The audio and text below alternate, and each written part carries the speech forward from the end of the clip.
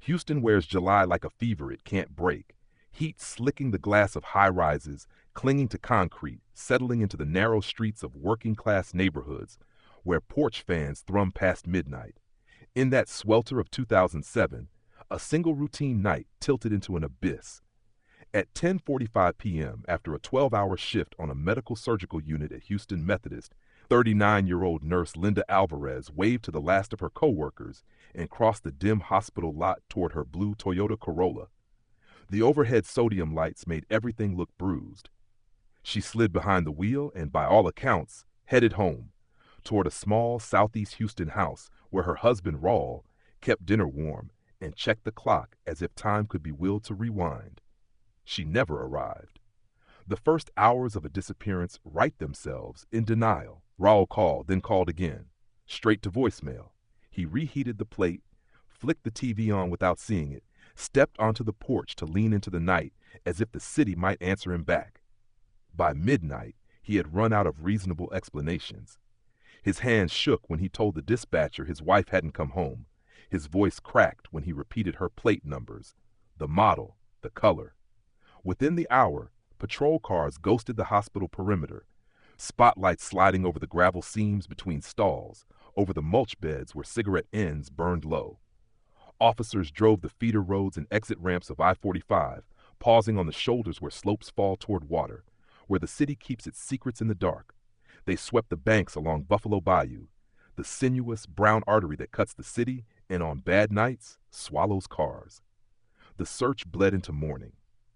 Inside the Alvarez home, Raul's mother-in-law, Maria, pressed a palm to the photograph on the living room wall. Linda in scrubs, a tired smile after a shift, a silver necklace flashing at the hollow of her throat. Their 12-year-old son, David, stumbled after his grandmother through the weekend market, handing out flyers with his mother's picture and a phone number written twice, once in English, once in Spanish. People took the paper carefully, as if it might splinter. At San Jose, the parish doors stayed open all night, so candles formed a trembling border around the altar, while a priest prayed in a voice gone hoarse. Spanish-language radio carried Linda's story at the top of the hour, a host switching between tongues to reach every ear that might know a thing. The Houston Chronicle, then KHOU, then more stations. Each ran the photo of the smiling nurse who vanished into the world's fourth largest city, and yet somehow nowhere. Police procedure looks cold from the outside. Inside, it is rhythm and triage. Detectives pulled badge swipe times from the hospital security system and compared them against exit camera footage, the grain too muddy to give anything more than a shape.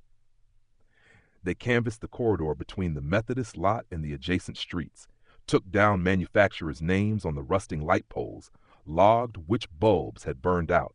Patrols rode I-45 and 59, checking low points where guardrails were crushed or bent.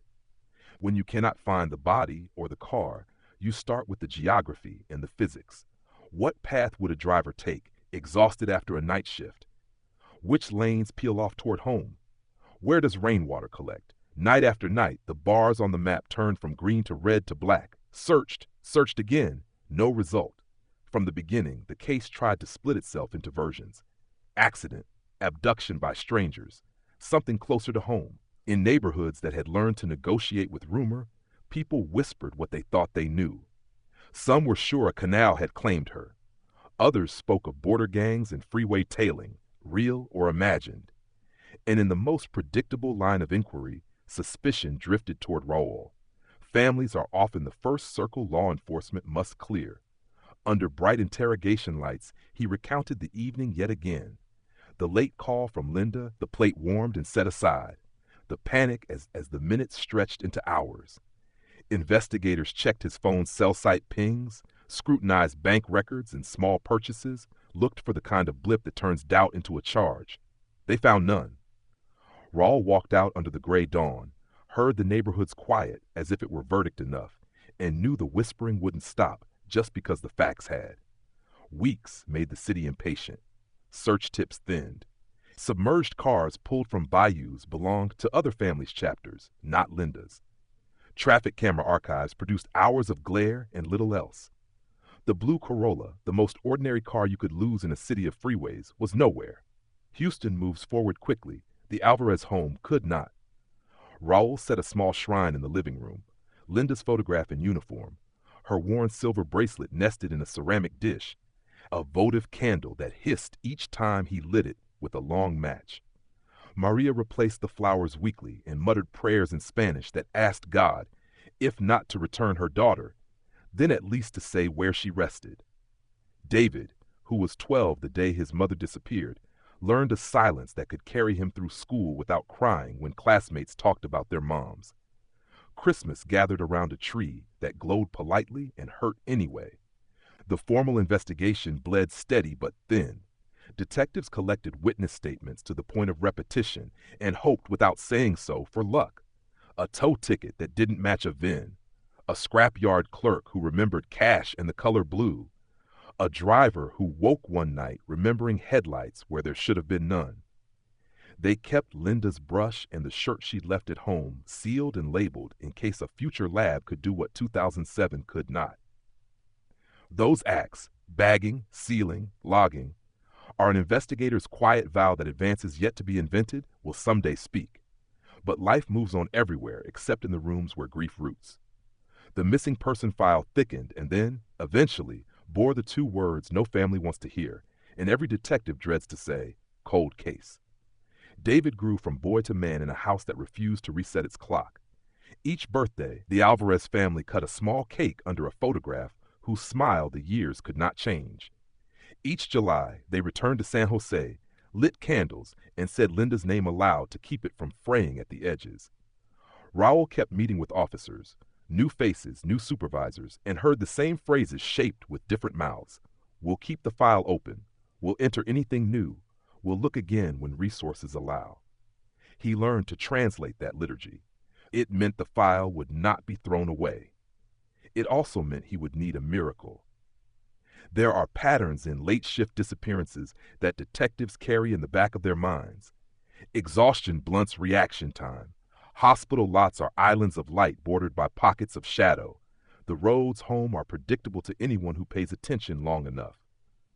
Offenders who operate in those spaces have learned to dress as routine, the helpful neighbor who offers a quick fix, the familiar face at a corner store, the man who knows which route bends close to water. Still, in 2007, there was no suspect who would hold steady under scrutiny, no camera angle that gave a license plate or a face. The city seemed to have inhaled Linda Alvarez and kept her breath. 15 years is a long time to live inside a question. The Alvarez family sat with it at breakfast, carried it in the car, took it to church, left it next to the sink at night. Neighbors moved, children grew, the skyline added glass and height, and the case on paper stayed what it had been since that first awful week, unresolved. But cases do not disappear. They settle. The truth takes the form of what holds it. In Houston, sometimes that form is water, brown and slow, shaped by flood and drought, patient in a way people are not. Time does what time does. It erodes and it reveals. In June 2022, when a volunteer dive team announced they would scan Buffalo Bayou for vehicles tied to old cases, the Alvarez family felt something they had not permitted themselves in years: a single, precise hope.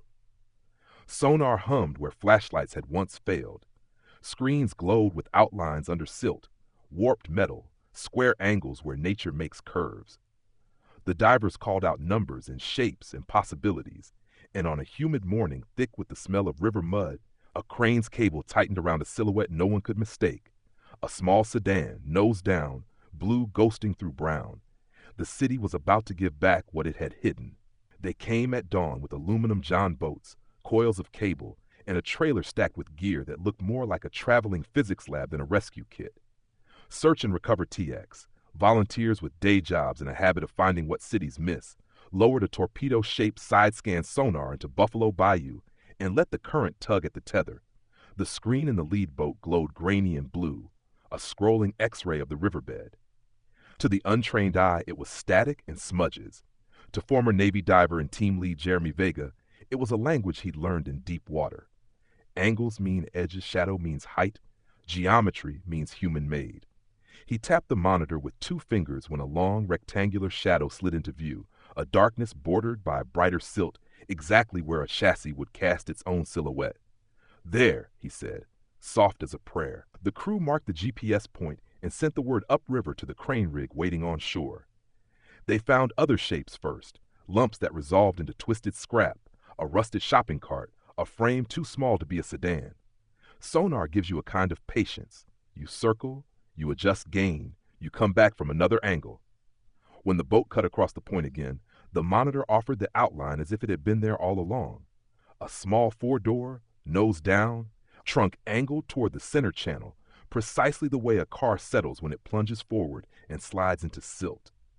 Vega took a breath he hadn't realized he was holding. The paint had long ago surrendered to algae and fine mud, but when the divers followed a guide rope down and brushed their gloves along the rear quarter panel, they brought up a smear of faded blue. The radio crackled. Vehicle confirmed. Small sedan. Possible match. The river fought the taking back. Cables sang as they tightened under the crane's load. Mud held the Corolla like a fist. When steel finally complained, the long, slow groan of something that hasn't moved in 15 years, the crowd on the bank went silent. Phones lifted, hands over mouths. Water poured from the windows as the cabin broke the surface, a waterfall of years. The trunk lid rattled, the rear glass mosaicked into spiderwebbed cracks, the hood sunk below a crust of river weeds. On the bank, officers in Tyvek suits waited with evidence bags, their boots already caked. The air turned rank. Rust, algae, the sourness of stagnant water pressed into upholstery. It is not a smell you forget. Time capsules don't announce themselves with neon. They become themselves with small proofs.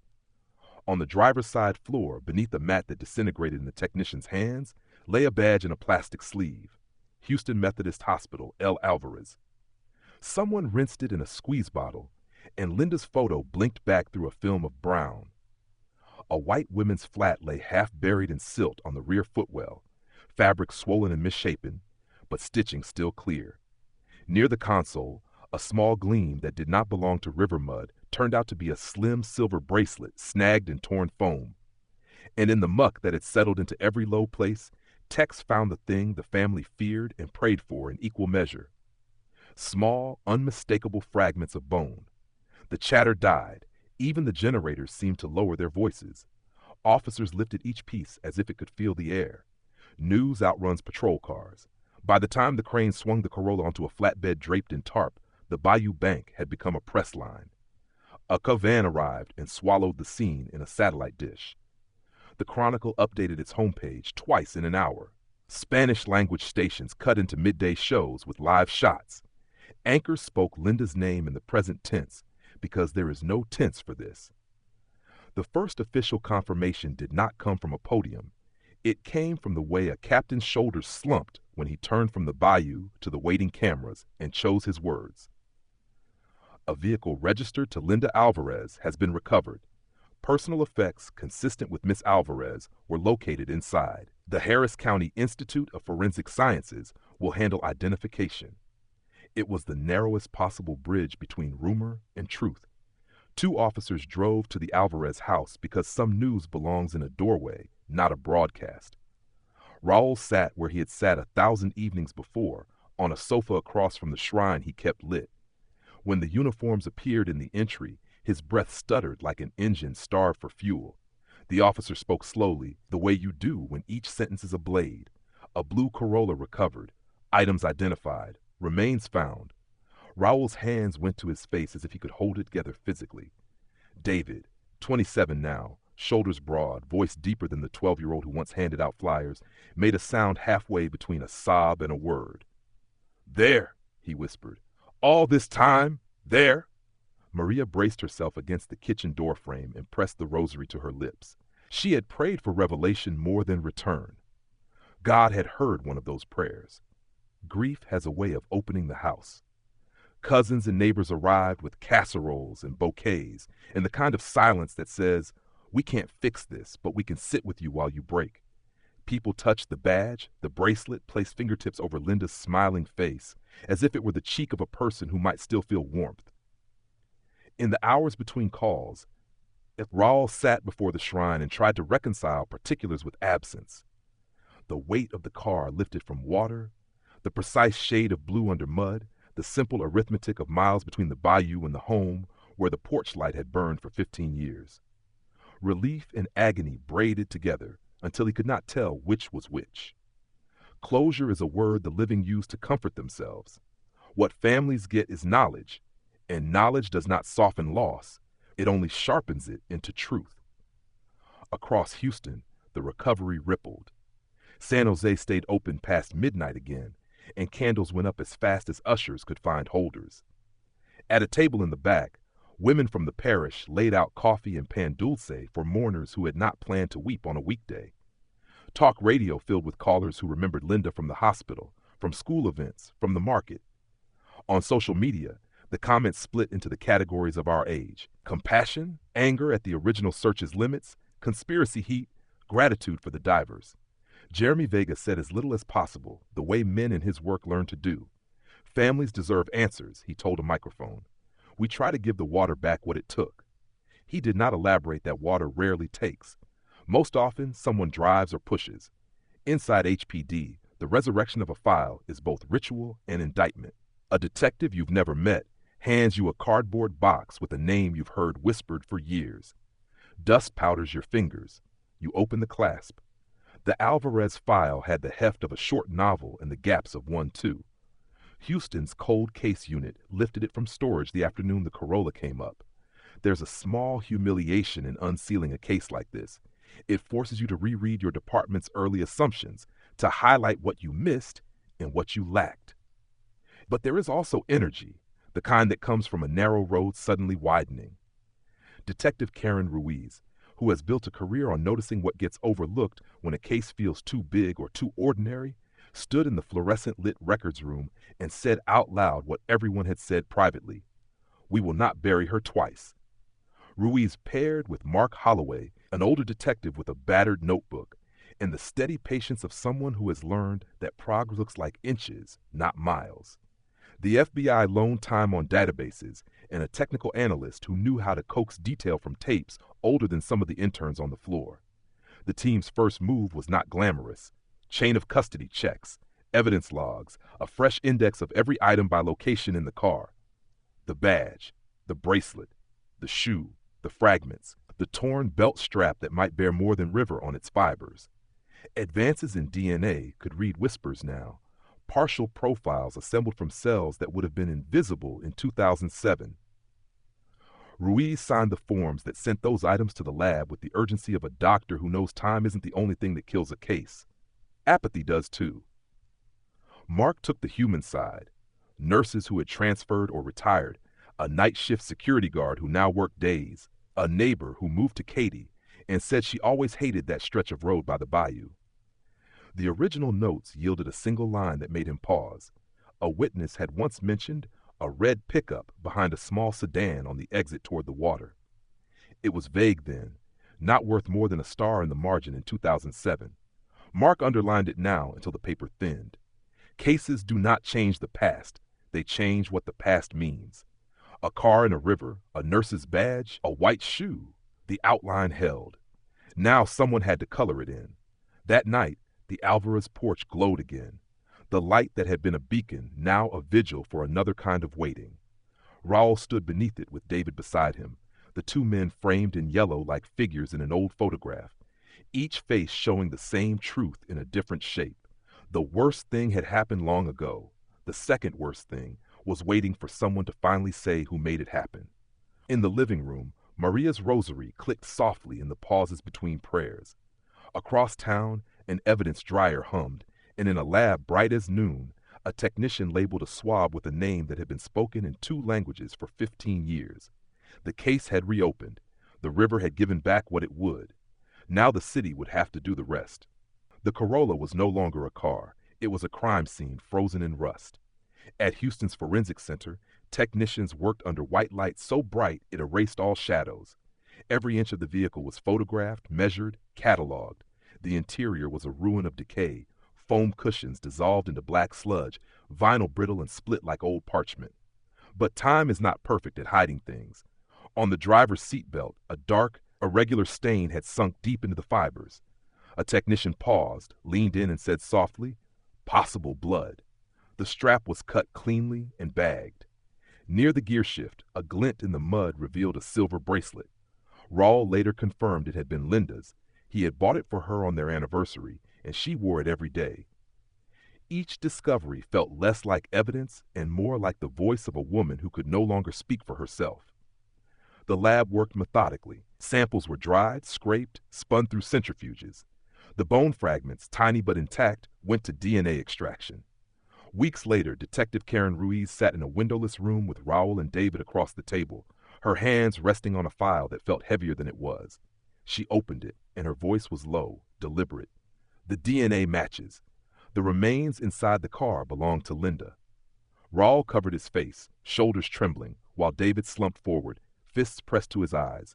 Even after seeing the badge, the bracelet, the shoe, they had clung to a corner of hope that she might still walk back through the door. That hope ended here, replaced by the blunt weight of confirmation. But then Ruiz added what changed everything. We also found DNA belonging to another individual.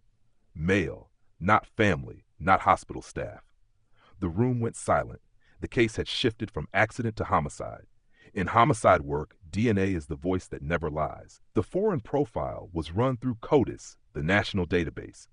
Ruiz and Holloway waited in the lab office as the screen ticked through thousands of comparisons. Then the word appeared, match found. The name, Miguel Torres. Holloway sat back, exhaling through his teeth. Miguel Torres had been a neighbor in 2007, living 3 blocks from the Alvarez home. He was no stranger to the family. He had fixed Raul's plumbing once, eaten tamales at their table, and even brought candy for David. On paper, his record showed minor arrests in the 1990s, bar fights, disorderly conduct, but nothing violent enough to raise alarms. He was remembered as helpful, friendly, part of the community, and yet his DNA was in Linda's car, 15 years after she vanished. Ruiz said what everyone was thinking. Sometimes the killer hides closest, where no one wants to look. The revelation cracked open old memories.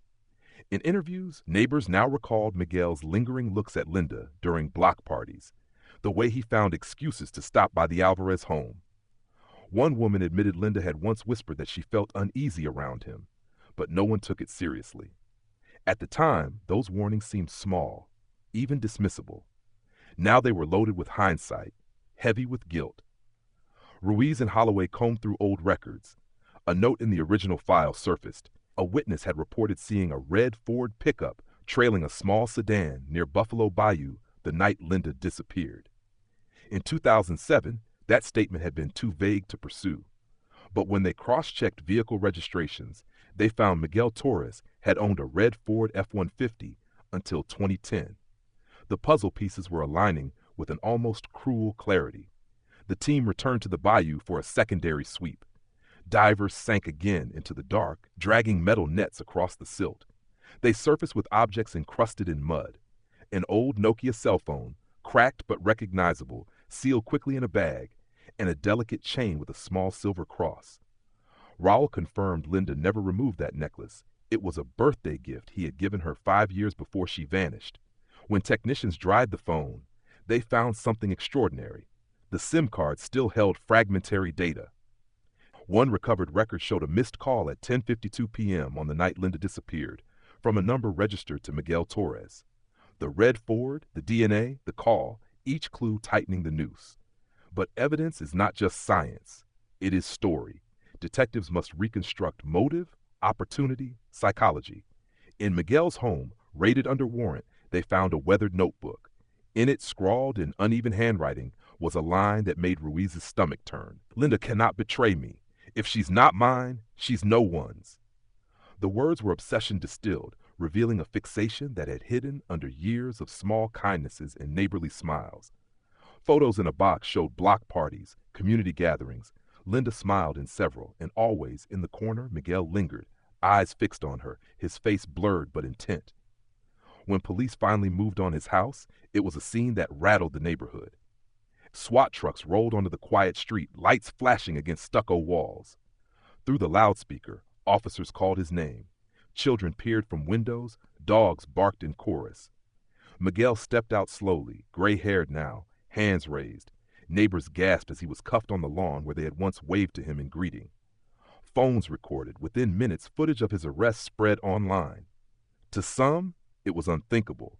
To others, it confirmed suspicions they had buried for years. In the Alvarez home, Raul received a call from Ruiz. Miguel Torres had been arrested for the murder of his wife. He said nothing for a long time. Then, quietly, I invited him into my home. David clenched his fists until his knuckles whitened. He called me Chico, he muttered, and he killed my mom. The shock in the community was seismic.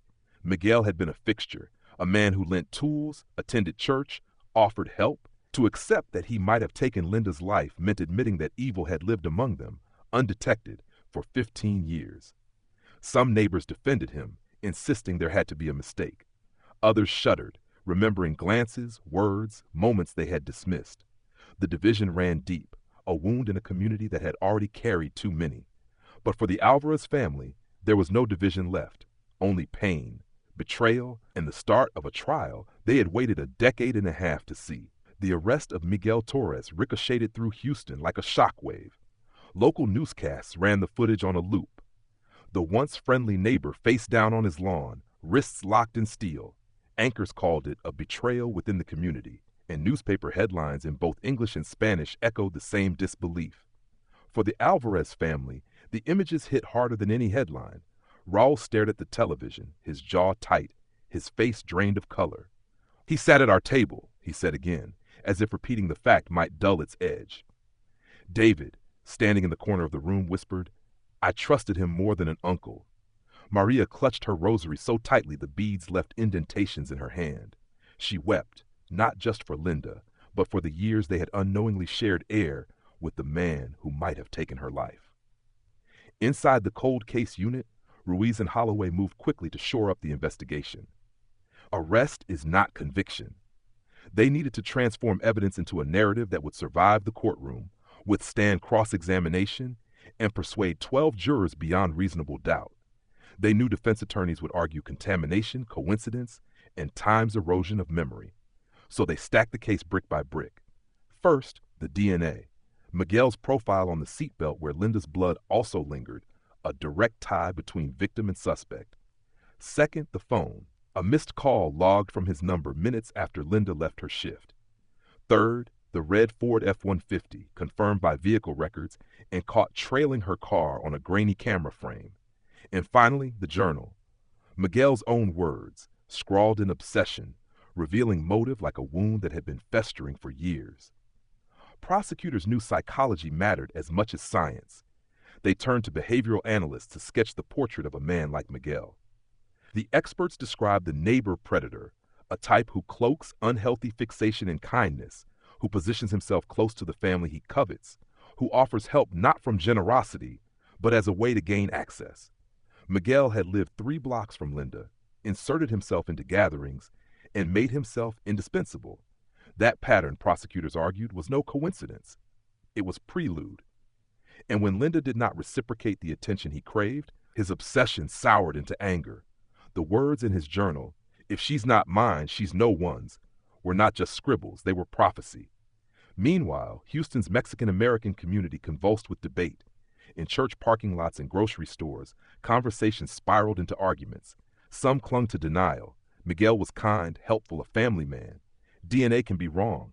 This must be a mistake. Others, emboldened by the evidence, admitted unease they had carried silently for years. The way Miguel stared at young women too long. The late-night visits that made them uncomfortable. A woman confessed on camera, "Linda once told me Miguel gave her chills. We brushed it off. Now I can't stop thinking, what if she tried to tell us?"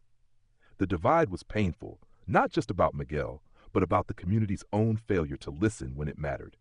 For Raul, the betrayal hollowed him. He replayed old memories until they felt poisonous. Miguel helping fix a leaky faucet, Miguel clinking beer bottles at a barbecue, Miguel patting him on the back after Sunday Mass. Each memory now reeked of duplicity. David felt it differently. His childhood had been shaped by absence. Now he learned that the absence was caused by someone who once tousled his hair and called him Chico. He burned with rage, but beneath it was a deeper ache, that his mother had died at the hands of someone they had welcomed into their circle of trust. Maria carried it with sorrow that bordered on disbelief. She shook her head repeatedly, whispering, "A wolf in sheep's clothing sat in our home, and we didn't see. The funeral for Linda became both farewell and testimony. San Jose Church filled beyond capacity. White lilies surrounded a simple wooden coffin, her photo placed prominently at the altar, smiling in her nurse's uniform as she had in the flyers 15 years before. Raul and David sat in the front pew, hands clasped, their grief raw but their backs straight. Maria rose to speak, her voice quivering but clear. For years I prayed only to know where my daughter was. Now God has answered. Today I pray for justice. The congregation wept openly. Outside, cameras captured lines of mourners spilling into the street, holding candles as hymns floated into the humid air. It was not just a funeral. It was a public reckoning. Linda was no longer just a missing person. She was a victim whose story demanded truth. After the burial, Raul visited the grave each weekend, laying fresh flowers and speaking to Linda as if she were still seated across from him at their kitchen table. David, older now but carrying the weight of a boy's unfinished childhood, whispered promises into the stone. I'll see this through, Mom. He won't bury your memory like he tried to bury your car. Maria, frail but resolute, told the priest she could finally let her daughter rest, though the ache in her chest never lessened. For them, closure was not peace. It was duty. Justice had to be pursued, not for themselves alone, but for Linda's dignity. In the Harris County Courthouse, the trial began under the glare of national media. Prosecutor Angela McCarthy stood before the jury, her voice ringing with certainty. Miguel Torres murdered an innocent woman, hid her car in Buffalo Bayou, and let her family suffer in silence for 15 years. But justice can never stay buried. Behind her, Ruiz and Holloway sat, silent but watchful, knowing their work had to withstand the defense's every strike. Miguel shuffled in wearing an orange jumpsuit, his hair gray, his face pale but expressionless. He kept his gaze forward, as though the trial were about someone else. Raul and David sat in the victim's family section, Maria clutching her rosary, the beads clicking softly as if marking time. The gavel fell, and with it, Houston braced for the truth to be laid bare. The first days of the trial drew a crush of reporters and curious onlookers. Lines stretched outside Harris County Courthouse, everyone wanting to see the man who had once been a neighbor, a friend, now accused of being a killer. The air inside the courtroom was heavy, every cough and shuffle amplified by the silence. Miguel Torres sat stiff in his chair, wrists shackled, his eyes darting but never meeting those of the Alvarez family. The once jovial neighbor now looked like a husk, his face sallow, hair unkempt. But what unsettled many was his expression, calm, almost indifferent, as if the proceedings barely concerned him.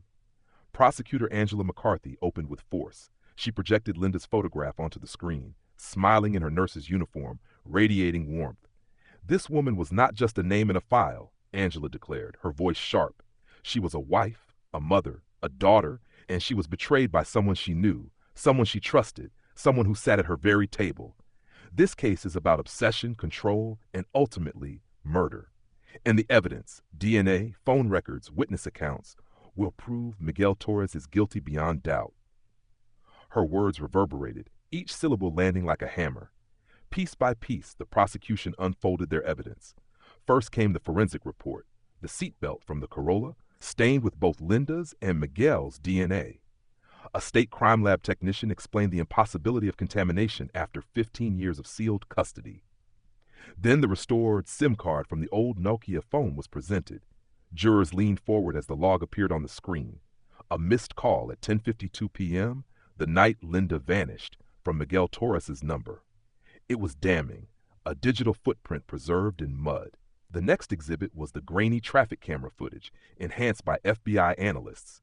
Linda's Corolla exiting near the bayou, a red Ford pickup close behind. That pickup, Angela said, pointing, was registered to the defendant. The courtroom buzzed when the journal was entered into evidence. Projected on the wall was Miguel's chilling scrawl, "Linda cannot betray me. If she's not mine, she's no one's." Gasps rippled through the benches. Maria sobbed openly, clutching her rosary, as Raul placed a hand on her trembling shoulder. For David, the words burned deep, proof that his mother had been stalked by a sickness masquerading as neighborly kindness. The jury's faces hardened. Obsession was no longer a theory, but a confession in ink. The defense struck back with poise. Attorney David Crenshaw, gray-haired and deliberate, argued that the DNA could have been innocently transferred. Miguel and Raul were neighbors, friends, he said, turning toward the jury. Is it unthinkable that Miguel may have ridden in the Corolla once or touched the seatbelt while helping fix something? DNA proves presence, not murder. He dismissed the journal as unverified ramblings with no proven date. He reminded jurors of the 15 years that had passed, of memories dulled and evidence degraded. Reasonable doubt, he repeated like a refrain. Reasonable doubt is all that matters here. The defense even attempted to suggest that Linda's death could have been accidental, that she lost control near the bayou, and Miguel's traces in the car were from earlier contact. But prosecutors countered with crash forensics. The angle of impact, the force marks, the abrupt skid lines showed deliberate acceleration into the canal. Experts testified this was not a slide, it was a plunge. Witnesses took the stand. Raul's testimony cracked under the weight of memory. He described Miguel at family dinners, smiling, sharing beers, fixing small household problems, never suspecting the darkness beneath. His voice faltered as he looked at the man he once called friend. He killed my wife, Raul said, his voice breaking, and he sat at my table while I grieved. The silence that followed was suffocating. David's testimony was sharper, younger rage tempered by years of loss. He called me Chico, gave me candy like an uncle, David said, glaring at Miguel. But all the while, he took my mother from me. I grew up in her absence because of him. Jurors shifted in their seats, the weight of those words heavy in the room. Psychologists brought in by the prosecution painted Miguel as a textbook case of a coercive neighbor predator, fixated, manipulative, hiding obsession behind helpfulness.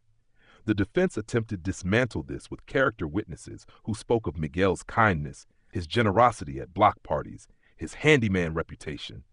But the counterweight of science and obsession scrawled in his own hand was difficult to ignore.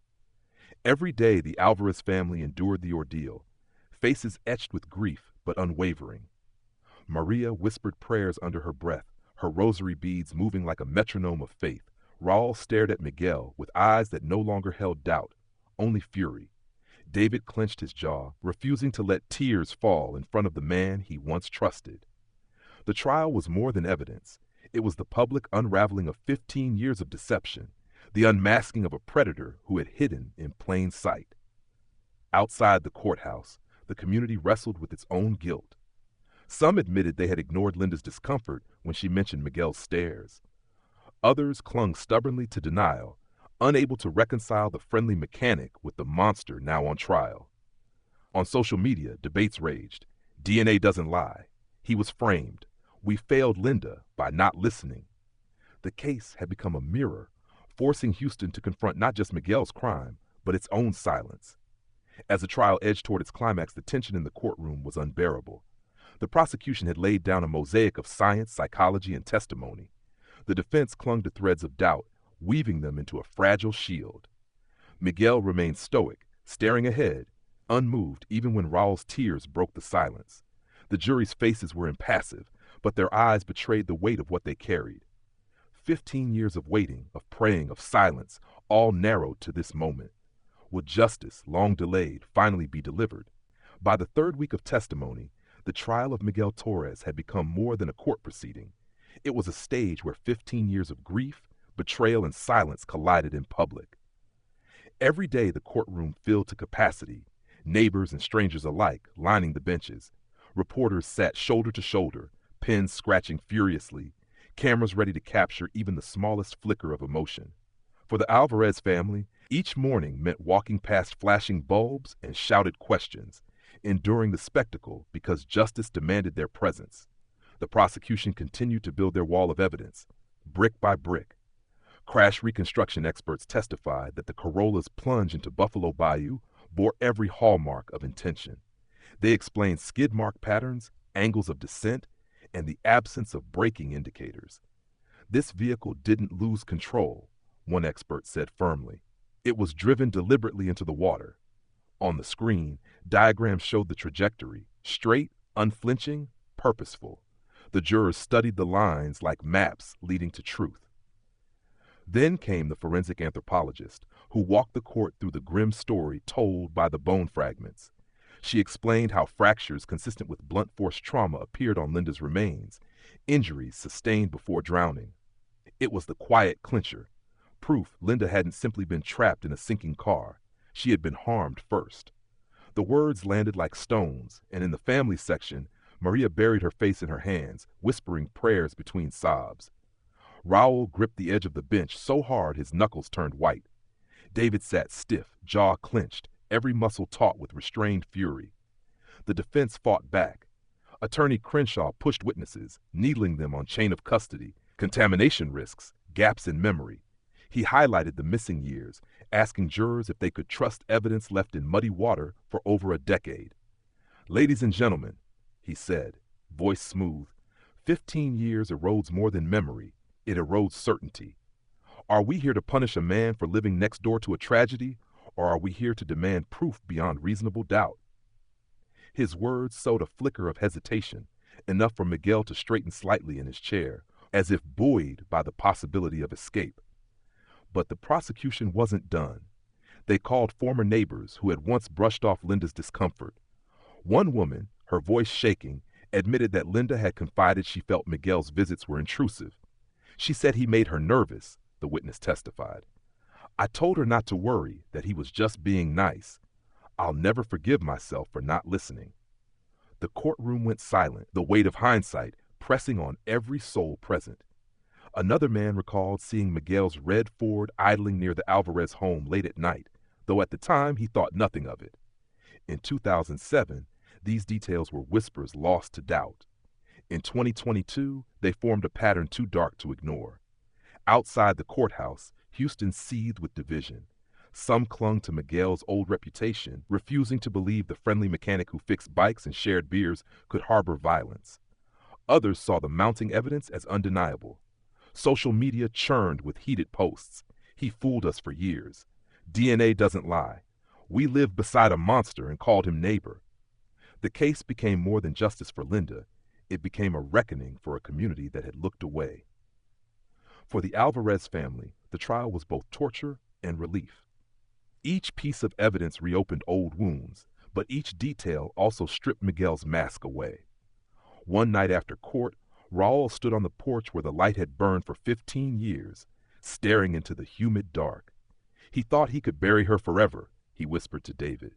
But the water gave her back, and now he'll face what he did. David placed a hand on his father's shoulder, their silence stronger than words. Inside the courtroom, the trial neared its endgame. Jurors sat heavy with knowledge, defense arguments fraying under the weight of science and testimony. Miguel Torres, once the neighbor who shared meals and laughter, now sat revealed as a predator who mistook kindness for invitation. His journal had given voice to obsession. His DNA had tied him to the crime.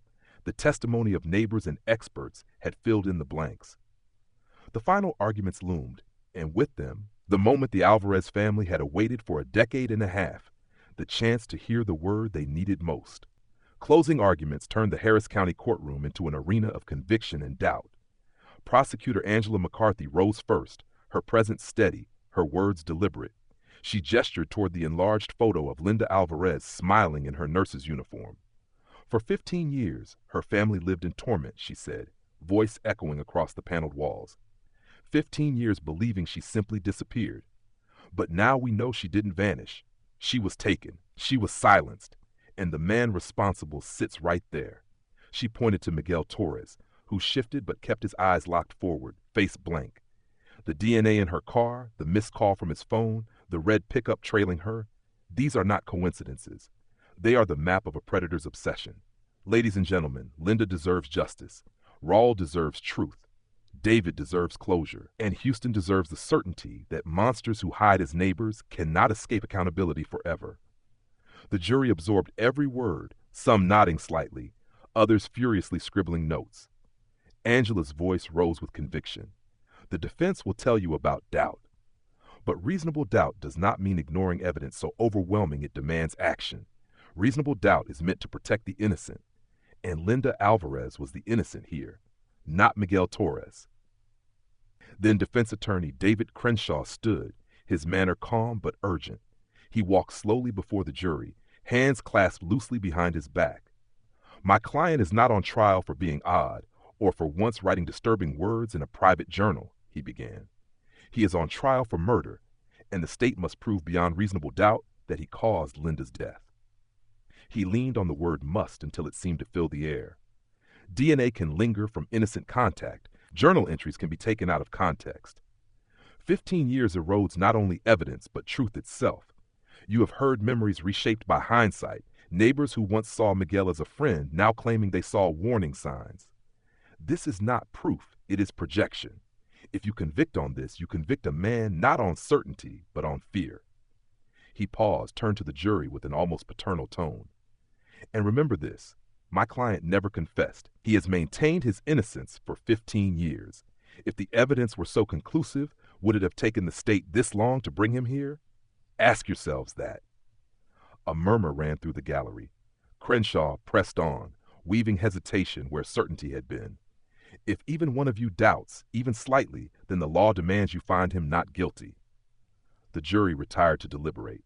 The Alvarez family waited in a private room, tension coiled like a spring. Raul paced, muttering prayers under his breath, while David sat hunched forward, fists pressed to his knees, eyes burning with a lifetime of anger. Maria held her rosary so tightly the chain threatened to snap. Hours stretched, each tick of the clock heavier than the last. The courthouse grew hushed, journalists whispering updates into cameras, the crowd outside swelling as the city seemed to hold its breath. When the bailiff finally summoned them back, the family entered hand in hand. Miguel was led in, expression unchanged, though his lips twitched as the jury filed silently into their box. The foreman stood, paper trembling in his hand. On the charge of first-degree murder in the death of Linda Alvarez. He paused, the silence so sharp it seemed to hum. We find the defendant, Miguel Torres, guilty. Gasps, sobs, and shouts filled the courtroom. Maria collapsed into tears, clutching Raul's arm. David exhaled a guttural cry, half relief, half grief, his shoulders shaking. Raul gripped his son tightly, whispering, "She has justice now, Mio." Across the aisle, Miguel Torres stood as if made of stone, showing no flicker of remorse, no sign of fear. His mask of calm cracked only slightly when the judge declared life imprisonment without the possibility of parole. His fate sealed, his silence carried no weight anymore. Outside, cameras flashed, headlines erupted, and Houston roared with the verdict. Some neighbors wept, others shook their heads, unable to reconcile the friendly mechanic with the convicted murderer. But for the Alvarez family, there was no ambiguity left. Linda's voice had finally been heard, through DNA, through evidence, through the relentless persistence of those who refused to let her name fade into a cold file. That night, Raul lit the porch light once more, but this time it wasn't a beacon of waiting. It was a flame of remembrance, a signal to Linda's spirit that after 15 years, truth had found its way home. The verdict echoed far beyond the walls of Harris County Courthouse. In Houston's Mexican-American neighborhoods, conversations swelled in barbershops, taquerias, and church halls. People who once defended Miguel Torres as a helpful neighbor now wrestled with guilt and disbelief. Some admitted they had ignored Linda's discomfort, her subtle avoidance, her unease when Miguel lingered too long at family gatherings. Others shook their heads, still insisting the system had scapegoated him. But the guilty verdict stood, and the fracture in the community was undeniable. The case forced them all to confront a painful truth. Evil can wear a familiar smile, share your table, and walk your streets unnoticed for years. For the Alvarez family, the trial's end marked a beginning they had waited 15 years to reach. Linda could finally be laid to rest properly. A second funeral was held, this time not shrouded in uncertainty, but in recognition. San Jose Church overflowed once more, pews packed with mourners carrying white lilies. The choir's hymns rose in sorrowful harmony, echoing off the vaulted ceilings. Raul and David carried Linda's casket themselves, shoulders trembling under its weight, their grief mixed with pride. Maria, frail and trembling, walked behind them, rosary clasped so tightly it imprinted her palm. When the coffin was lowered into the earth, David knelt, pressing his forehead to the cool headstone. "You're home now, Mom," he whispered, voice raw but steady. "We didn't give up. We never stopped." At the graveside, the community gathered in silence, some clutching candles, others murmuring prayers in Spanish. Raul, eyes rimmed red, addressed them quietly. For years we waited for answers, he said, his voice breaking. Now we have them. Linda was not forgotten, and she never will be. The words carried weight, not just for his family, but for every person who had ever feared their loved one might disappear without justice. Detectives Karen Ruiz and Mark Holloway attended the funeral too, standing at the edge of the crowd. They had worked the case with relentless precision, but in moments like this, they felt the human cost more than the procedural victory. Ruiz later said, "It wasn't just about solving a cold case. It was about giving a voice back to a woman who was silenced and a family who had lived in shadows for too long." Holloway, normally stoic, admitted the case had carved itself into him. 15 years, he said, shaking his head. That family carried the weight of our silence. I'll never forget it. As the months passed, the Alvarez family adjusted to a life reshaped by both justice and grief. Raul visited Linda's grave weekly, laying fresh flowers and speaking to her as though she still sat across their kitchen table. Maria found solace in church, telling the priest, "God finally let me put my daughter to rest." David, now a grown man, hardened by loss, carried a quieter fire. He began volunteering at support groups for families of the missing, determined that no child should grow up in the same limbo he endured. "I know what it's like to wait," he told them, "to stare at a door every night and wonder if it will open. I don't want anyone else to wait alone." The story of Linda Alvarez began to ripple outward. Criminology classes at local universities dissected the case as an example of how cold files can still yield truth with modern science. News outlets ran features on the role of DNA in cracking unsolved crimes, calling Linda's case proof that justice, though delayed, was not denied. At a conference, a forensic scientist held up Linda's bracelet as an emblem of why meticulous evidence collection matters, even when answers feel impossibly far. "Objects remember," she said, "and when technology finally catches up, those memories speak." In Houston, annual vigils became tradition. Each July, candles lined the steps of San Jose, and neighbors, old and new, spoke Linda's name. The porch light at the Alvarez home, once a symbol of waiting, was now lit in remembrance, a steady glow that told the world Linda had not been forgotten. For Raul and David, the light no longer meant hope for her return, but hope that her story would remind others never to dismiss the missing, never to ignore unease, never to allow silence to protect predators. Miguel Torres began his life sentence in a gray cell miles away, stripped of his mask of normalcy. He had lived among the community as a friend, a helper, a neighbor. Now he lived as what he had always been, a predator exposed. His silence at sentencing was never broken. He offered no apology, no explanation, no acknowledgement of the pain he caused. But perhaps, in the stillness of his confinement, he finally faced the truth the community had been forced to confront. That obsession, when left unchecked, can corrode the soul into violence. For the Alvarez family, the long night had finally lifted, though the scars would remain. Linda's absence was permanent, but her memory endured. Through every candle lit, every prayer whispered, every class where her case was studied, and every family who refused to let their missing be forgotten. Her story had transformed from tragedy to warning, from silence to a voice carried on the wind of Houston's summer nights. And in that transformation, Linda Alvarez, once just another name in a cold case drawer, became a symbol. Proof that justice can sleep, but it never dies. The guilty verdict did not erase the 15 years of absence, but it reframed them. For the Alvarez family, grief had always been laced with uncertainty, an endless question mark that gnawed every waking hour. Now, though the sorrow was still immense, the question had an answer. Raul often said it felt like finally seeing the horizon after wandering in a storm. "It doesn't make the loss easier," he told a reporter months later, "but it makes it real. And real is something you can live with." David, who had grown from a 12-year-old boy into a man under the weight of unanswered questions, carried himself differently after the trial. Friends noticed the tension in his shoulders loosen, his speech calmer. Yet, in private, he admitted to nights still haunted by Miguel's face in the courtroom. "I can't get over the fact that he was there at every cookout, every mass, like part of our family," David confided to a counselor. "And all that time he was planning, or maybe waiting for the moment to take my mom." He began channeling his energy into advocacy, speaking at schools and local community centers about the importance of listening to people when they express discomfort. If someone says they feel unsafe, he told one crowd, believe them. Don't brush it off like we all did with my mom. The Houston Police Department's cold case unit received praise for their perseverance.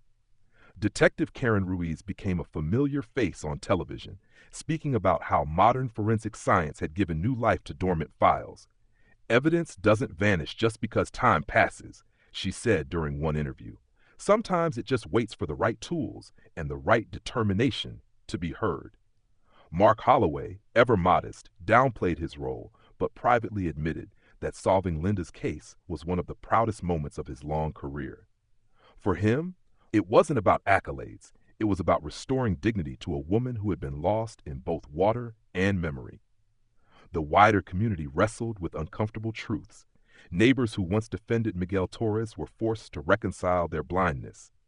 He fixed my roof, one man told a local news station, shaking his head. I never saw him as dangerous, but looking back, maybe I didn't want to see. Churches held discussions on vigilance and protecting women in the community, acknowledging that cultural norms of silence had allowed Miguel's obsession to fester unchecked. We can no longer hide behind politeness when someone makes us uneasy, one priest declared. Silence can cost lives. The media framed Linda's story as both a tragedy and a teaching moment. Documentaries highlighted the role of volunteer divers whose discovery of the Corolla broke open what seemed an impossible case. Forensic journals analyzed the evidence chain, underscoring how advances in DNA analysis now allowed investigators to glean full profiles from samples that once would have been useless.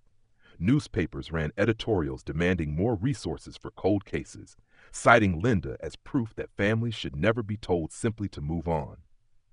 For Rawl, life settled into a quiet rhythm of remembrance. Each Sunday he drove to the cemetery, sometimes with David, sometimes alone, bringing fresh flowers. He often sat for hours, talking to Linda as though she were still beside him.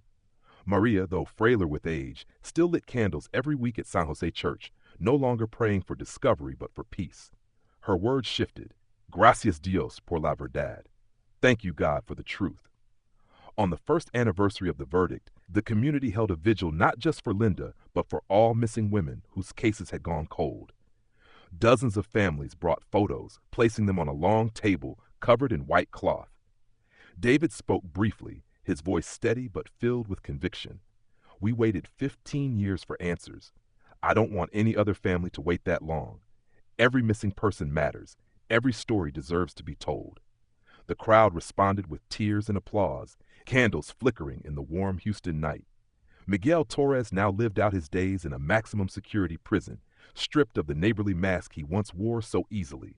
He never admitted guilt, never explained why he had targeted Linda. Perhaps he carried the answers with him, locked away in silence. But his silence no longer mattered. The jury's verdict had spoken. Science had spoken. Linda had spoken, through the traces she left behind. In the Alvarez home, the porch light still burned at night, not as a symbol of waiting, but as a beacon of memory. Neighbors driving past saw it and knew what it meant. Linda's story would not fade into darkness. She had been found. She had been honored. She had been given justice. And through that light, her family kept her present, not as a victim defined by disappearance, but as a woman remembered for her kindness, her devotion, and her enduring strength.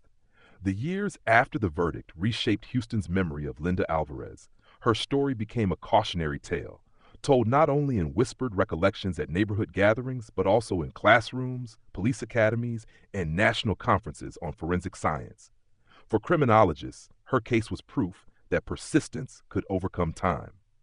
For families of the missing, it was a beacon reminding them that justice delayed was not always justice denied. At universities, professors projected images of Linda's Corolla being lifted from Buffalo Bayou, explaining how sonar technology and volunteer divers were rewriting the playbook on cold cases. In forensic labs, her case was cited as evidence of why collecting and preserving even the smallest traces matters. A fragment of bone, a stain on a seatbelt, one scientist told a conference, can hold the voice of the dead. 15 years later, that voice still spoke. For investigators, Linda's story hardened their resolve never to dismiss missing persons as accidents too quickly. But beyond academia and law enforcement, Linda's name lived on in the heart of her community. Each July, San Jose Church hosted a candlelight vigil. Hundreds gathered, neighbors, relatives, even strangers who had only read about her case.